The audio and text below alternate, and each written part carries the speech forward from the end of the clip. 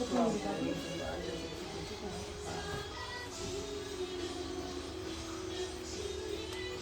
엄마.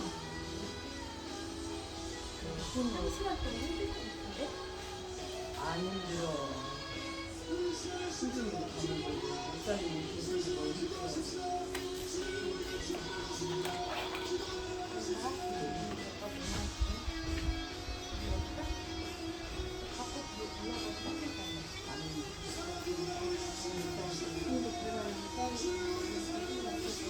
이거 조금 먹어봐라. 간다. 가볼게요. 아이고, 딸이 그렇게 좋은데. 잘 챙겨서 먹고 가. 딸도 그고 서울까지 성악장에 운전하고 가려고 보통 일이 나지. 아깝고 간다는 걸 조금 나 대답해 봐야. 하늘이 몰라서. 그날이나 저기 뭐야. 안 좋아하는 것 같네. 나를 보고 와야지. 몰라보지. 하나님 아버지 감사합니다. 오늘 고생을 감사합니다.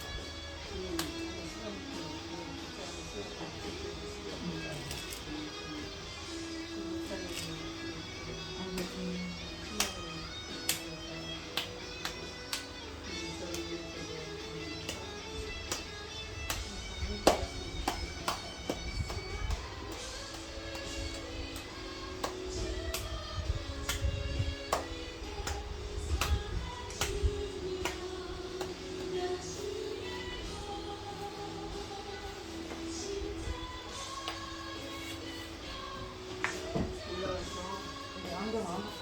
아니, 여기다 이렇게 이렇게 돼 있어. 쿠션. 여기 쿠션 있지? 이게 쿠션이야? 여기 저는 상관없어요. 그러니까 이렇게 여기 이렇게 보면 몸이 많이 있어. 얘가 있지 않나? 쿠션 없어.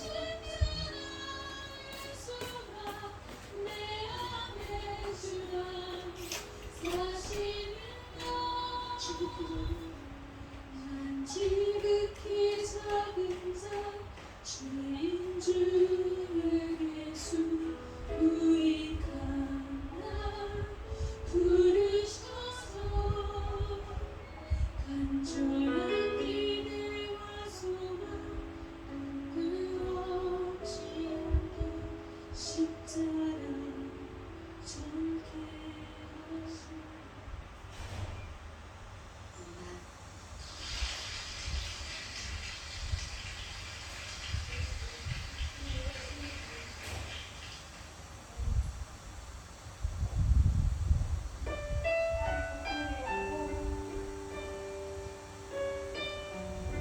얘를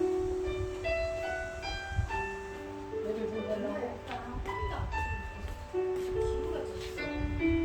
괜찮아 이거 보면. 땀이 다 부담될 것 같아. 안 돼. 차라리 이거를 빼. 봐봐.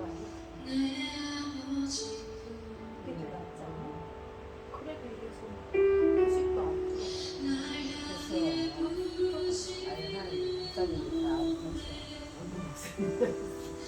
그 한결 아니, 너 딸이 어머니한테 그렇게 잘해줘서 고마워.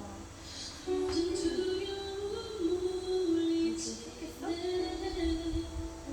인도교회 갔는데 이거가 고스톱 받았다. 사랑 빨리 가져줬어. 험한 산길을 여기 있는 내가 옆에 앉아있어. 내어 주신 사랑 무슨 얘기 누워있는 게 편하거든. 죽음도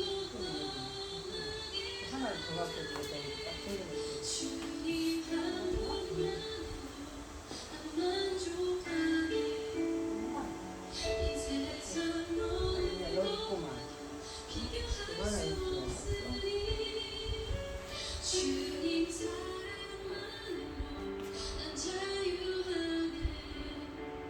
오직 주만이 나의 삶을 되소서.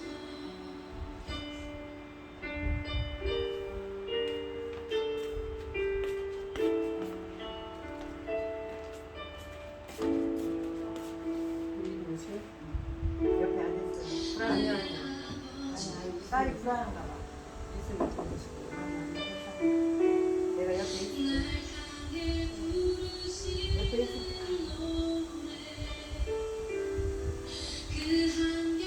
아니 이러다가 쿠션 하나 더 갖고 와. 그래가지고 내가 있을게. 아니면 불편해. 아니, 내가 옆에 있는 게 나을 것 같아.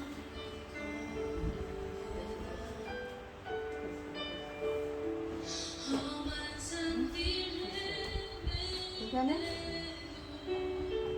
아니, 내가 옆에 있어.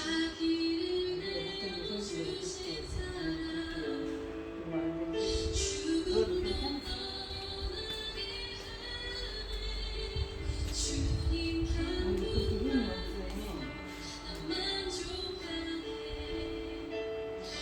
없어.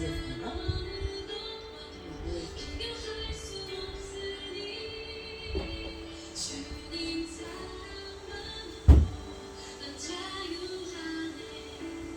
오직 주만이 나의 삶을 주님만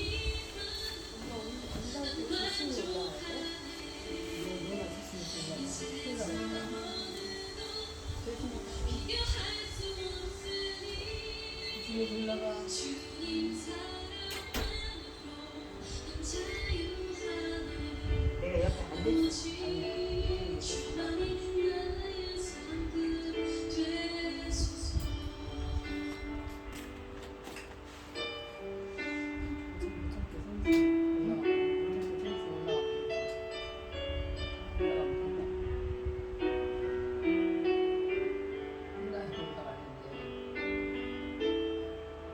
주님 한 분만으로 난 만족하네. 이 세상 어느 곳과도 비교할 수 없으니 주님 사랑만으로 난 자유하네. 오직 주만이 나의 삶을 되소서.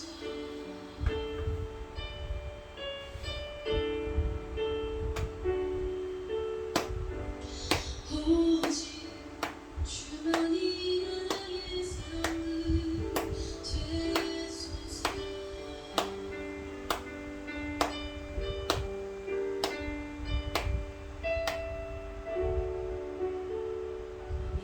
감사합니다. 내가 있고 싶어.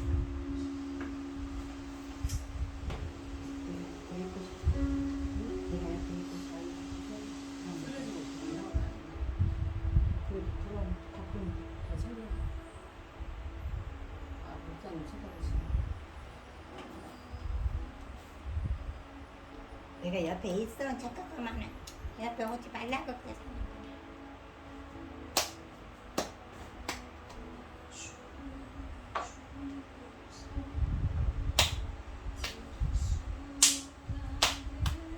그 허벅지 같은 것들이 이렇게 허리 중간에가 이렇게 퍽 올라왔어. 그래가지고 그것이 이렇게 밑으로 좀 아프고 그런 것이 있어. 이렇게 조금 올라온 게 약간 올라온 게. 그때도 올라왔다고 했잖아. 응. 8월 18일 주일 예배를 시작하도록 하겠습니다. 여호와는 나의 목자시니 내게 부족함이 없으리로다.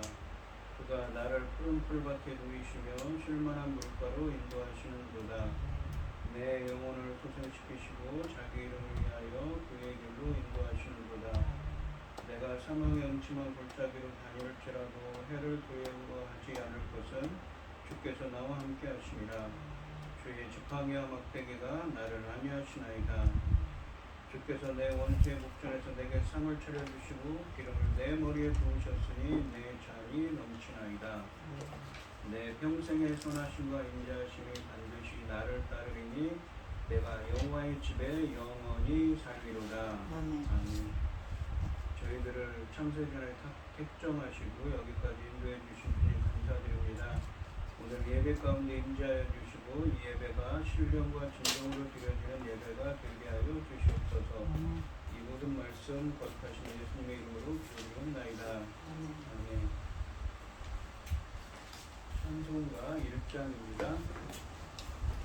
만복의 근원 하나님 온 백성 찬송 드리고 저전사여 찬송하세 찬송 성부 성자 성령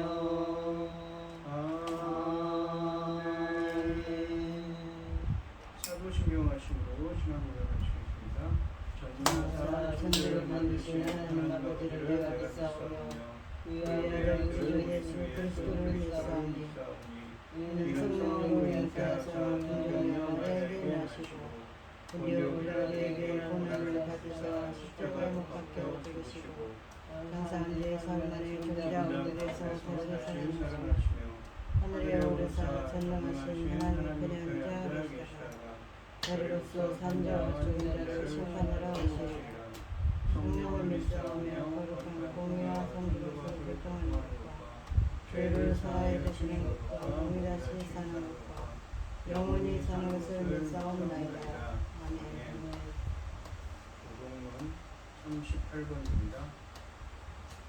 지존자여 시편금과 비파와 수금으로 여호와께 감사하며 주의 이름을 찬양하고 아침마다 주의 인자하심을 알리며 밤마다 주의 성실하심을 베풀미 좋으니이다. 여호와여 주께서 행하신 일로 나를 기쁘게 하셨으니 주의 손이 행하신 일로 말미암아 내가 높이 외치리이다. 의인은 종려나무같이 번성하며 레바논의 백향목같이 성장하리로다. 이는 여호와의 집에 심겼으며 우리 하나님 뜰 안에서 번성하리로다.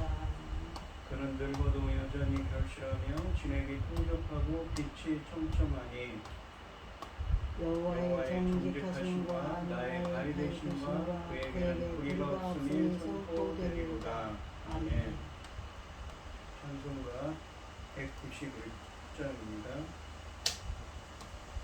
내가 매일 기쁘게 주에게 하는 주의 발이 나를 안보하며 내가 주의 금복을 받는 참된 비결은 주의 영이 함께함이라. 성령이 계시네 할렐루야 함께하시네. 좁은 길을 걸으며 밤낮 기뻐하는 것 주의 영이 함께함이라. 전에 죄에 빠져서 평안함이 없을 때 예수 십자가의 공로인 입어 그 발 아래 엎드려 잠든 평화 얻음은 주의 영이 함께함이라.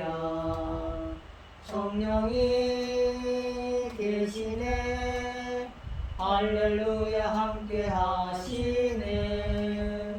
좁은 길을 걸으며 밤낮 기뻐하는 것 주의 영이 함께함이라. 나와 동행하시고 모든 염려하시니 나는 숲의 새와 같이 기쁘다. 내가 기쁜 마음으로 주의 뜻을 행하면 주의 영이 함께함이라. 성령이 계시네 할렐루야 함께하시네. 좁은 길을 걸으며 밤낮 기뻐하는 것 주의 영이 함께함이라. 세상 모든 욕망과 나의 모든 정욕은 십자가의 이미 못을 박았네. 어둠 밤이 지나고 무거운 짐 벗으니 주의 영이 함께함이라. 성령이 계시네 할렐루야 함께하시네.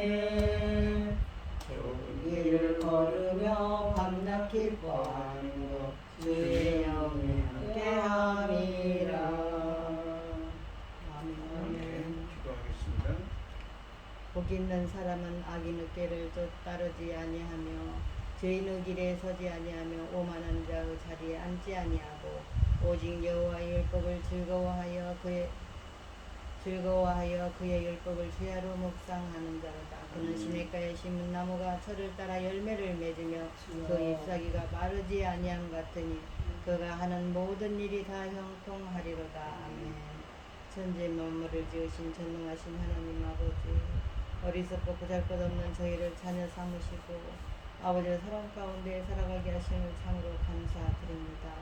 세상은 온갖 일로 어지럽고 복잡한 가운데 있지만 저희들 이 시간 예배드릴 수 있도록 하셨으니 참으로 감사드립니다.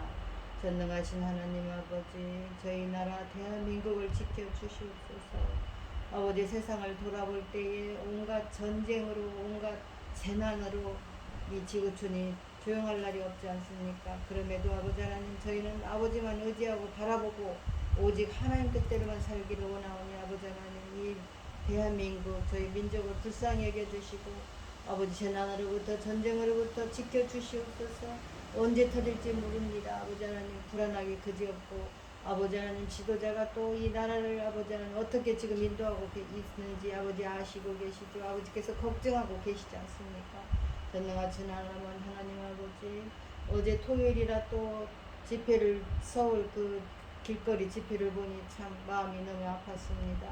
아버지 하나님께서는 이미 보고 계시고 듣고 계시고 아버지 하나님 헤아리고 계시지 않습니까? 전능하신 하나님 아버지, 불쌍히 여겨 주시옵소서. 이 민족을 불쌍히 여겨 주시옵소서. 아버지 하나님, 저희는 힘이 없지 않습니까? 어리석지 않습니까? 그러나 아버지 하나님께서는 전능하시기 때문에 아버지 하나님, 이 나라를 제사장 나라 삼으셨으니 제사장 나라 사명 감당할 수 있도록 아버지 도와주시옵소서. 전능하신 하나님 아버지, 당신의 사랑하는 종 아버지 하나님, 열매 거둘 이 시대에 아버지 열매 거둘 말씀을 들고 강단에 세우셨으니 감사드립니다. 아버지 하나님, 이 천금 같은 열매 거둘 말씀으로 말미암아 아버지께서 받으실 기뻐 받으실 열매들이 넉넉히 나올 수 있기를 간절히 소원하고, 이 모든 말씀 억만 죄악 가운데서 우리를 구원하여 주신 예수 그리스도 이름으로 기도드리옵나이다. 아멘. 오늘 함께 하신 하나님 말씀은 마태복음 7장 13절부터 20절까지 말씀입니다. 마태복음 7장 13절로 20절입니다. 교독을 하겠습니다. 제가 먼저 읽겠습니다. 좁은 문으로 들어가라. 멸망으로 인도하는 문은 크고 그 길이 넓어 거기로 들어가는 자가 많고 생명으로 인도하는 문은 좁고 길이 협착하여 찾는 이가 적으니라. 거짓 선지자들을 삼가라. 양의 옷을 입고 너희에게 나아오나 속에는 노략질하는 일이라.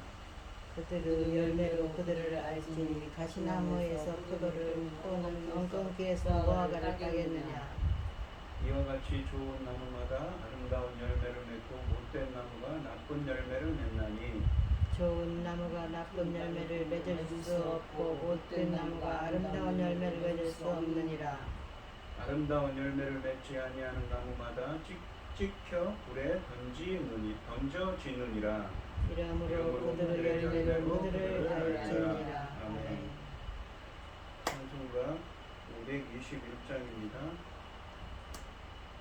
구원으로 인도하는 그 문은 참 좁으며 생명으로 인도하는 그 길은 참 험하니 우리는 죄지어 있는 그 더러운 죄짐을 하나씩 벗어놓고 힘써 들어갑시다. 구원으로 인도하는 그 좁은 문 들어가 영생으로 길을 갑시다. 이 세상에 많은 사람 큰 문으로 들어가 넓은 길로 갈지라도 멸망으로 끝나니 세상의 문이 영화 모두 내어버리고 주의 말씀 순종하여 그 생명길로 갑시다. 구원으로 인도하는 그 좁은 문 들어가 영생으로 인도하는 그 생명길 갑시다. 구원의 문 열렸으니 주의 구문 힘입어 주저 말고 들어가서 생명길로 갑시다. 구원의 문 닫힌 후에 들어가고 싶구나. 한 번 닫힌 구원의 문 또 열려지지 않으리. 구원의 문 인도하는 그 좁은 문 들어가 영생으로 인도하는 그 생명길 갑시다. 아멘. 오늘 본문 말씀의 제목은 좁은 문 좁은 길입니다. 지난 시간에 마태복음 7장 12절 말씀을 전했는데요. 이 마태복음 7장 12절 말씀을 황금률이라고 했습니다. 즉, 이 네가 대접을 받고자 하는 대로 너도 남을 그렇게 그 방식대로 남을 그렇게 대접하라는 말씀이지. 그 말에 이 헬라어 원어를 직역하면 남이 나에게 네가 남에게 대접받고 싶은 대로 남이 나에게 해 주었으면 하는 대로 너도 남을 행하라는 것이죠. 즉 하나님을 사랑하고 이웃을 사랑하라는 이웃사랑의 그 계명에 대한 기본 원리, 즉 율법과 선지자인 구약성경과 신약성경의 기본적인 원리에 대한 이야기를 했습니다. 그리고 그것이 예수님의 제자로서 마땅히 행해야 될 예수님의 제자라면 마땅히 행해야 될 황금률이라는 것이지요. 오늘 본문 말씀은 이 황금률과 더불어서 제자도에 관한 산상설교의 본문이 마무리되고 있습니다. 그러니까 이 5장 17절부터 7장 12절까지가 본론적인 산상설의 본론적인 말씀이었는데 그 말씀이 이 마무리되었습니다. 본문은 이 산상수훈의 결론 부분을 시작하고 있습니다. 예수님은 좁은 길과 넓은 길, 좋은 나무와 못된 나무의 비유로 참된 의와 거짓 의를 대조하고 계십니다. 그러시면서 거짓 선지자를 분별하라고 하시지요. 13절부터 14절 말씀해 보시면 좋은 문으로 들어가라. 멸망으로 인도하는 문은 크고 그 문이 넓어 그리로 들어가는 자가 많고 생명으로 인도하는 문은 좁고 길이 협착하여 찾는 자가 적음이라 라고 하십니다. 이 지금까지 산상설교에서 말씀하신 제자도와 관련된 교훈들이 모두 매우 힘든 요구들이었습니다. 그러한 사실을 염두에 두고 그럼에도 불구하고 제자들은 예수님의 요구에 적극적으로 반응하여 생명에 이르러야 합니다. 이를 위해서는 두 가지 연결된 비유, 곧 문과 길의 비유가 활용되고 있습니다. 예수님은 먼저 두 가지 종류의 길에 대한 격언을 사용해서 제자들이 바른 분별력으로 행동하도록 경고하고 계십니다. 두 가지 길에 대한 이 그림은 구약성경에도 그 뿌리를 두고 있습니다. 13절과 14절 말씀은 이 원문으로 보시면 이렇습니다. 좁은 문을 통해 들어가라. 멸망으로 인도하는 문은 크고 그 길이 넓어 그리로 들어가는 자들이 많기 때문이고, 이 생명으로 이끄는 문은 좁고 그 길은 협착하여 찾는 자들이 적기 때문이다라고 하십니다. 그러니까 13절 맨 앞에 좁은 문으로 들어가라고 했는데 그 이후에 좁은 문으로 들어가야 될 이유에 대해서 설명을 하고 있는 것입니다. 좁은 문으로 들어가라는 명령에 이어서 이유를 제시하는 두 개의 문장이 나옵니다. 좁은 문을 통해 들어가야 하는 이유는 멸망으로 인도하는 문은 크고 그 길은 넓어 그 길로 들어가는 자들이 많기 때문이고, 생명으로 이끄는 문은 좁고 그 길은 협착하여서 찾는 자들이 적기 때문이라고 하십니다. 13절 말씀해 보시면 마태는 이 좁은 문으로 들어가라는 예수님의 명령을 소개함으로써 산상설교 이 결론 단원의 문을 열고 있습니다. 지금까지 본론에서 제시된 이 제자도 예수님의 제자로서 행해야 될, 그리고 예수님의 제자로서 마땅히 행해야 될 교훈들을 행한다는 것은 참 좁은 문으로 들어가는 것입니다. 여기서 좁은 문은 본론에 이 교훈을 행하는 것이 어렵다는 점을 상징적으로 전제하고 있습니다. 이 누가복음에 보시면 이 마태복음 이 산상설교와 평행구인 누가복음 13장 24절 말씀은 이 명령에 들어가기를, 좁은 문으로 들어가기를 힘쓰라라고 말씀하고 있지요. 그러니까 힘쓰라라는 이 말씀을 덧붙임으로써 좁은 문으로 들어가는 것이 쉽지 않다는 것을 명확히 하고 계십니다. 이렇게 명령하는 이유가 두 비유적인 교훈들을 통해서 제시됩니다. 먼저 멸망에 이르는 문은 크고 그 길이 넓어 그것을 통해 들어가는 자들이 많기 때문이라고 하십니다. 크고 넓다라는 말은 이 문과 길이 사람들에게 쉽고 편안하다는 점을 암시하고 있습니다. 이 문과 길은 사람들에게 산상설교의 교훈들이 보여준 그러한 결단이나 심각한 결단이나 힘든 행동을 요구하지 않는 것입니다. 따라서 대다수의 사람들이 이 문과 길을 아무런 고민이나 불편 없이 선택합니다. 시대를 불문하고, 그러니까 노아 시대든 모세의 시대든 엘리야 선지자의 시대든 시대를 불문하고 하나님의 힘든 계명에 순종하는 어려운 일을 따르기보다는 그 계명과 무관하게 자유롭고 자기 뜻대로 사는 편안한 길을 따라 살아가는 사람들이 대다수를 이룹니다. 하지만 문제는 이 문과 같이 멸망에 이른다는 데 있습니다. 여기서 멸망은 종말론적인 심판에 따른 최종적인 파멸을 지칭합니다. 많은 사람들이 멸망으로 이끄는 길로 가고 적은 사람들이 생명으로 이끄는 길로 갑니다. 예수님의 제자들은 들어가는 사람들의 숫자를 보기보다 길의 끝을 볼 수 있어야 합니다. 14절 말씀을 보시면 이제 두 번째 비유가 생명에 이르는 문과 길의 성격을 기술하고 있습니다.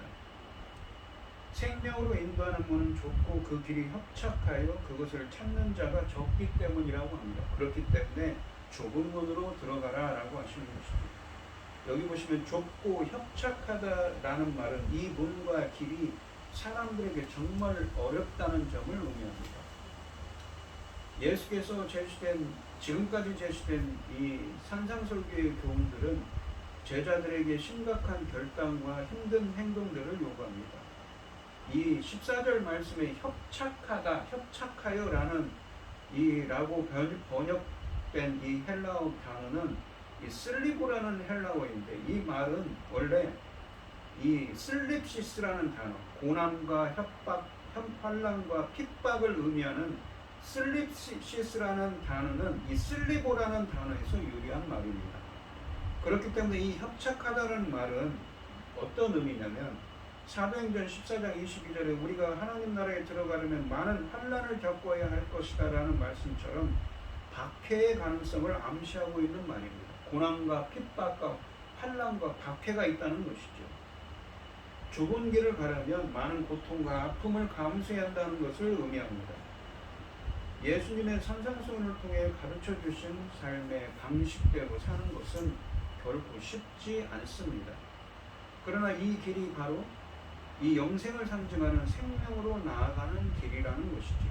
그래서 예수님의 제자들은 이 문으로 들어가고 이 길을 따라가야 하는 것입니다. 이 문과 길만이 생명으로 이끌기 때문입니다. 여기서 생명은 13절 말씀의 멸망과 대조되는 개념입니다.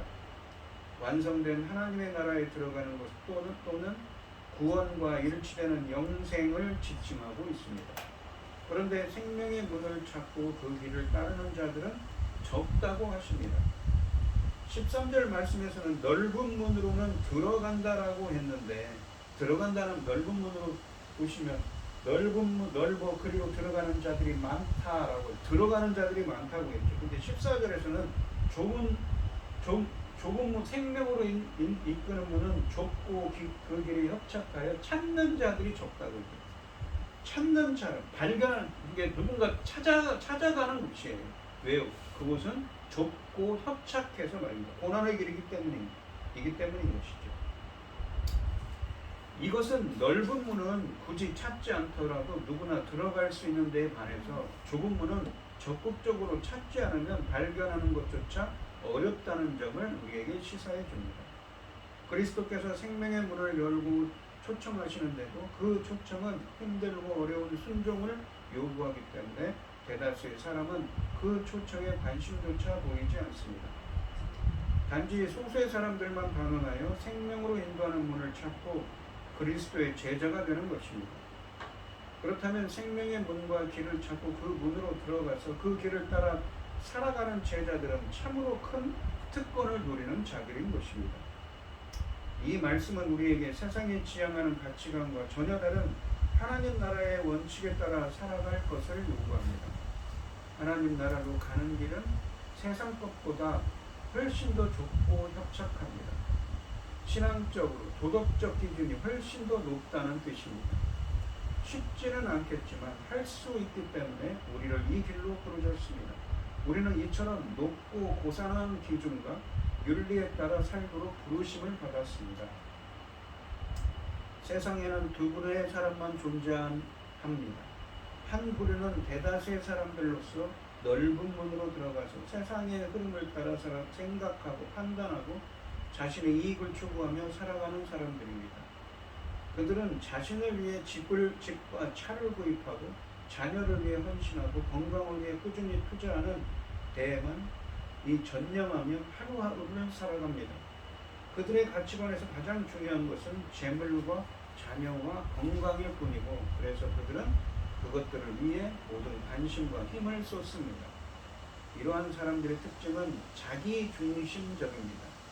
문제는 이렇게 사는 자들은 모두 영원한 멸망에 이른다는 것입니다. 하지만 다른 한 부류는 좁은 문으로 들어가서 세상의 가치와 목표를 거부하고 참상설교에 제시된 새로운 가치와 목표를 따라 살아가는 사람들입니다.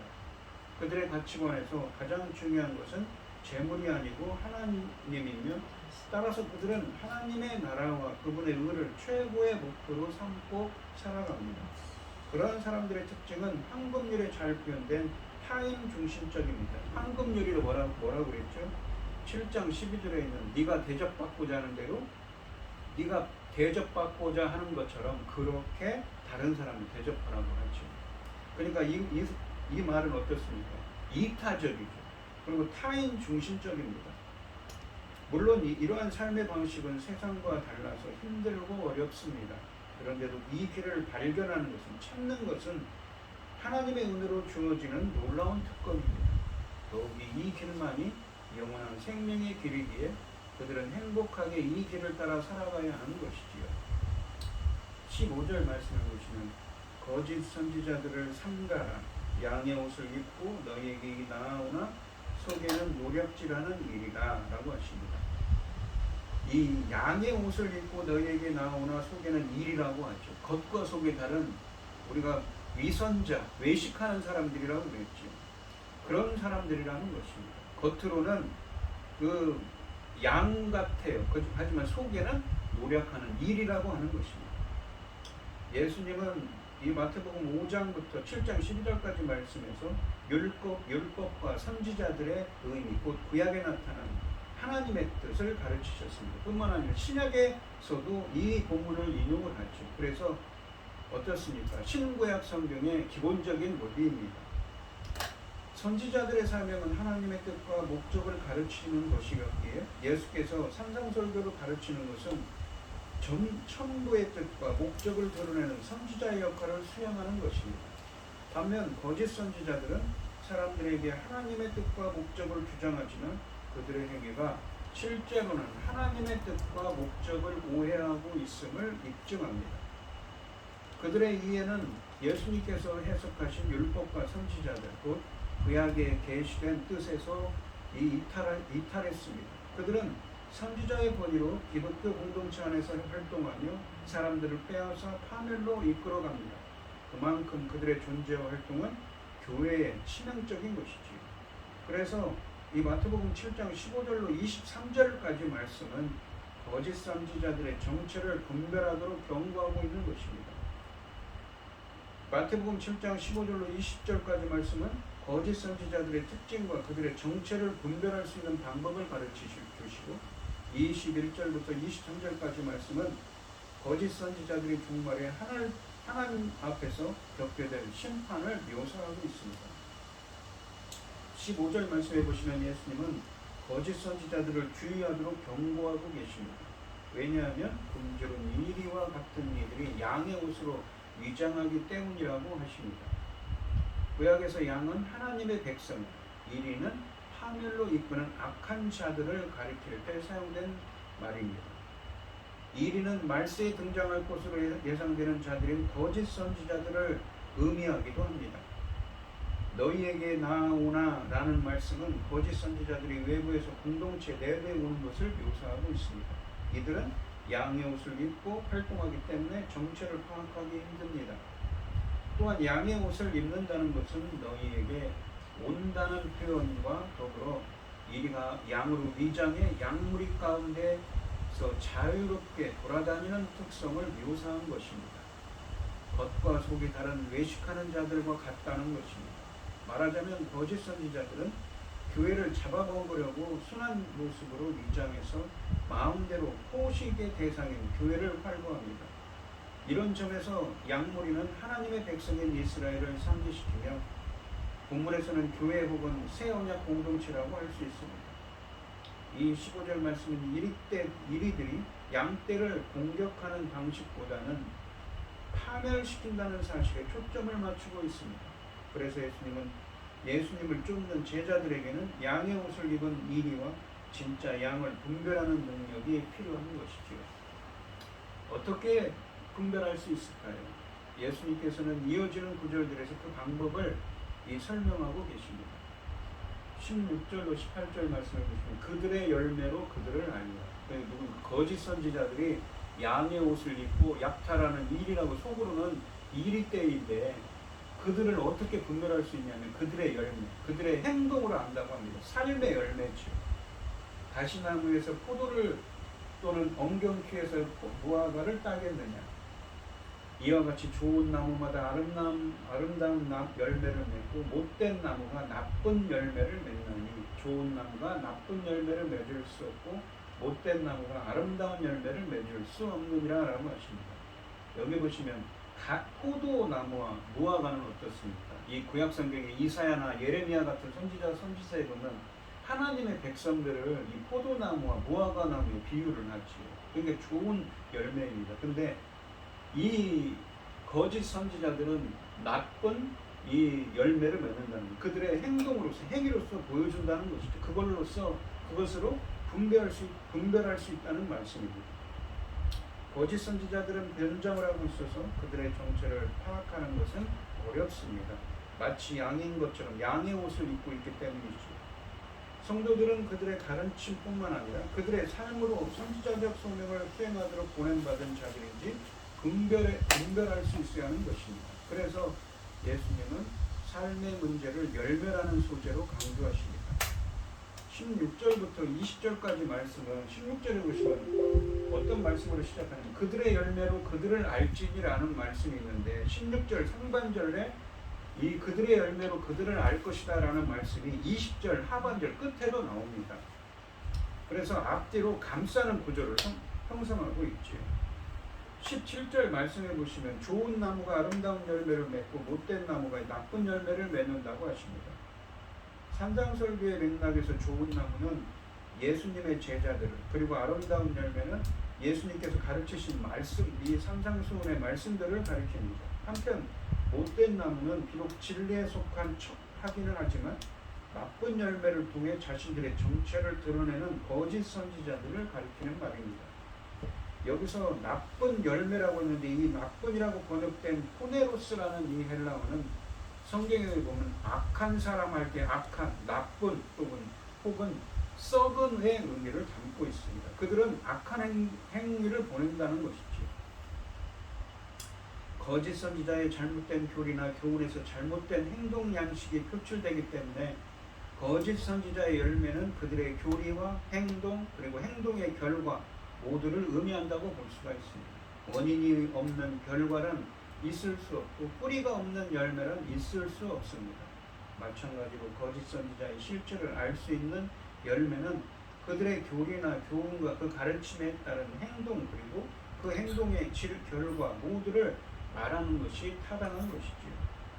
18절 말씀은 좋은 나무가 이 나쁜 열매를 맺거나 못된 나무가 아름다운 열매를 맺는 것이 자연 법칙에 어긋나는 것임을 강조합니다. 이 격언적인 의미는 오로지 예수님을 따르는 자들만이 올바른 행위를 나타내 보일 수 있다는 절대적인 진리를 강조하고 있습니다. 예수님은 좋은 나무에서 아름다운 열매가 맺히고 못된 나무에서 나쁜 열매가 맺힌다고 말씀하시고 거짓 선지자들을 분별할 수 있는 지혜를 제시하고 계신 것이지요. 19절 말씀을 보시면 아름다운 열매를 맺지 아니하는 나무마다 찍혀 불에 던져지느니라 라고 하십니다. 19절 말씀은 좋은 열매를 맺지 못하는 자들, 특히 거짓 선지자들, 못된 나무의 운명을 다루고 있습니다. 좋은 열매를 맺지 아니하는 나무는 찍혀서 불에 던져집니다. 찍혀 불에 던져지느니라 라는 말씀은 종말론적인 심판을 은유적으로 표현한 것입니다. 불의한 자들에게는 마지막 때의 심판이 기다리고 있습니다. 성경에서의 불은 어떤 의미냐면 하나님의 심판을 상징하는 것입니다. 세례 요한은 마태복음 3장 10절에서 열매 맺지 못하는 나무의 운명을 경고했습니다. 도끼가 나무뿌리에 놓였으니 좋은 열매 맺지 아니하는 나무마다 찍혀 불에 던져지느니라 라고 말했습니다. 세례 요한은 바리새인과 사두개인들이 오는 것을 본 직후에 이런 경고를 했습니다. 그렇다면 열매 맺지 못하는 나무에는 바리새인과 사두개인들이 포함되며 특히 거짓 선지자들은 새 언약의 공동체에 들어와서 바리새인들처럼 행동하는 자들입니다. 즉 거짓 선지자들의 문제는 바리새인들의 핵심적인 문제인 그리고 파멸의 원인인 위선으로 좁혀질 수 있고 7장 5절에서 이미 예수님은 위선자를 언급하셨습니다. 23장 말씀에서는 지옥에 들어갈 바리새인들과 서기관들의 문제는 위선이며 그들은 불법을 행하는 자들이라고 또한 말씀하고 계십니다. 이들은 하나님의 뜻을 제대로 알지 못할 뿐 아니라 예수님의 권위를 알지 못하면서 선생의 지위에 앉아 옳고 그름을 판단하는 자들로 하늘나라에 들어갈 수 없고 다른 사람들을 들어가지 못하도록 만들고 있는 것입니다. 또한 던져지느니라 라고 번역된 이 동사는 수동태입니다. 이 말은 그 행위의 주체가 하나님이시고 거짓 선지자들의 비참한 운명이 불변의 진리임을 시사해 줍니다. 거짓 선지자들은 혹시 동료 제자들의 눈은 속일 수 있을지 몰라도 그들을 심판하시는 하나님의 눈은 피할 수가 없습니다. 20절 마지막 절을 보시면 이러므로 그들의 열매로 그들을 알리라 라고 하십니다. 이 16절에서도 그들의 열매로 그들을 알지니 라는 말로 16절이 시작했는데 앞뒤로 감싸는 구조를 이 대칭적으로 반복하고 있습니다. 그 사람의 삶의 열매가 정체성 혹은 신앙을 드러낸다는 사실을 강조합니다. 공동체는 지도자들의 삶을 유심히 살피고 그들의 위선에 속지 말고 그들의 삶이 산상설교의 가르침에 합당한 열매를 맺고 있는지 거짓 선지자들을 분별해야 된다는 것입니다. 거짓 선지자들의 양과 같은 모습은 그들의 진정한 정체성이 은유적으로 열매로 묘사된 그들의 행위나 말을 살펴보면 확인될 수 있기 때문에 제자들을 속이지 못합니다. 우리의 영적인 정체성은 우리가 하는 말과 우리의 행함을 통해 결정됩니다. 왜냐하면 우리의 행함이 우리의 마음을 가차없이 드러내기 때문이지. 또한 행동을 잃어버릴 때 말은 공허하며 위선적인 것이 됩니다. 우리의 행위는 우리가 어떤 사람인지를 드러내는 것입니다. 오늘 본문 말씀을 보시면 인생에는 두 가지 길이 있다고 했습니다. 좁은 길은 고난의 길이고 그 길을 가는 사람은 생명으로 인도가 될 뿐만 아니라 거짓 선지자들과 같이 미혹하는 사람들에게 넘어가지 않게 됩니다. 열매를 맺지 못해 나쁜 나무가 되는 것이 아니라 열매 맺지 못하는 결과로 나쁜 나무였음을 스스로 입증하는 것입니다. 본문은 거짓 선지자들의 정체를 직접 알려주지는 않지만 바로 앞의 내용은 7장 13절로 14절과 연결된 것을 볼 때 이들은 제자들의 협착한 길로 좁고 고난의 길, 그 길로 가지 않고 이 산상존의 말씀의 길로 가지 않고 넓고 광활한 세상적인 길로 가는 사람들을 유혹하는 자들이 많습니다. 또한 교회의 순결을 위해서 분별력이 필요합니다. 교회는 형제사랑과 용서를 통해 평화를 만들어 가야 하지만 또한 그리스도에 있는 형제를 비판해서도 안 된다고 마태복음 7장 1절로 5절에서 말씀하셨습니다. 그러면서도 분별력이 있어야 된다고 그랬죠. 교회는 그릇된 가치관과 행동으로 성도들의 영적인 안전을 위협하는 거짓 선지자들과 선생들을 분별해내고 그들을 경별해야 되는 것입니다. 계시록 2장 20절부터 23절까지 말씀해 보시면 두아디아 교회는 거짓 선지자 이세벨을 용납하였다가 주님께 책망을 받았습니다. 우리들도 하나님께 그 분별할 수 있는 분별력을 달라고 우리는 구해하는 것입니다. 양의 탈을 썼지만 그들은 천국의 백성을 멸망의 넓은 길로 인도하려는 이리들입니다. 그러므로 화려한 이력과 논리 정연한 말솜씨에 속지 말고 그들의 생활을 들여다보고 삶의 열매, 사역의 열매를 살펴보아야 합니다. 내면에 불순하고 악한 동기는 반드시 행동으로 드러나고 악한 열매를 맺기 때문인 것이지요. 오늘 이 시간 성도님들도 주께서 부르시는 좁은 길문으로 가면서 좋은 열매를 맺는 제자가 되게 해달라고 기도하시고 또한 거짓 선지자들을 분별할 수 있는 지혜와 명철을 갖게 해달라고 갖는 은혜가 함께 하시기를 주님의 이름으로 축원드리겠습니다. 기도하겠습니다. 하나님께서는 생명으로 인도하는 좁고 협착한 길로 가라고 예수님의 제자들에게 명령하고 있습니다. 그 길은 세상 사람들이 갖는 길이 아닙니다. 바로 산상손의 말씀대로 행하는 길이지. 하지만 그것을 행하는 것이 이렇게 좁은 길이고 고난의 길이고 이 핍박의 길이라고 말씀하고 있는 것입니다. 저희들이 그 좁고 협착한 좁은 길로 행할 수 있도록 저희들을 인도하여 주시옵시며 본문에 있는 것처럼 거짓 선지자들을 분별할 수 있는 영적 분별력을 가질 수 있도록 지혜를 주시고 명철을 더하게 하여 주시옵소서. 이 모든 말씀 거룩하신 예수님의 이름으로 기도드리옵나이다. 아멘. 찬송가 204장입니다.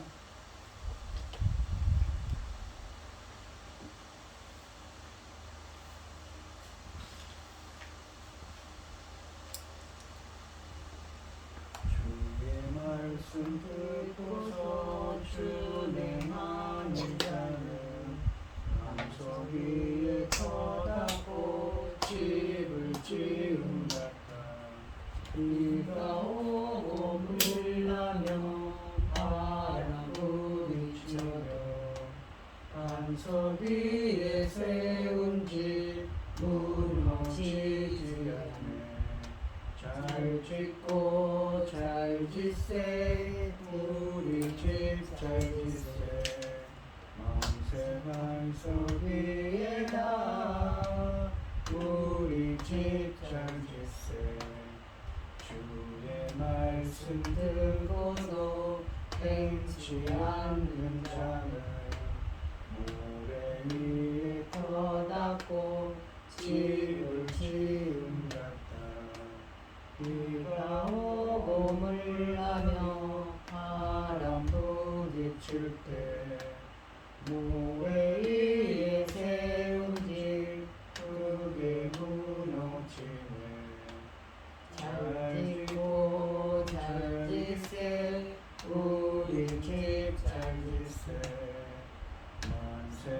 반석이에다 우리 집 잘 됐세 세상 모든 사람들 집을 짓는 자리 반석이가 아니면 모래 위에 짓네 우리 구주 오셔서 지은 산을 줄 때 세운 공로 따라서 영영 삼벌주리 잘 짓고 잘 짓세 우리 집 잘 짓세 만세 반성이라 우리 집 잘 짓세.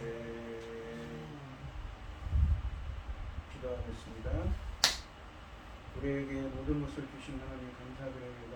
오늘 주신 말씀처럼 좁은 문, 좁고 협착한 문으로 들어갈 수 있는 예수님이 제자들이 되게 하여 주시옵시며 거짓 선지자들을 분별할 수 있는 지혜와 명철을 더하여 주시옵소서. 이 시간 하나님께서 주신 많은 은혜와 사랑에 감사드리며 귀한 예물을 드리는 손길을 드리겠습니다. 김혜순 권사님 주님께 감사의 예물을 드립니다. 주님께서 기뻐 받아 주시옵시고 이 간구와 기도에 귀 기울여 주시고 응답하여 주셔서 하나님의 기뻐하시는 뜻을 행할 수 있도록 인도하여 주시옵소서. 기뻐하다 흠양하여 주실 줄 믿사오며 이 모든 말씀 거룩하신 예수님의 이름으로 기도드리옵나이다. 아멘. 축도하심으로 오늘 예배를 마치도록 하겠습니다. 이제는 주 예수 그리스도의 은혜와 아버지 하나님의 극진하신 사랑과 성령의 교통하심이 성도들 머리머리 위에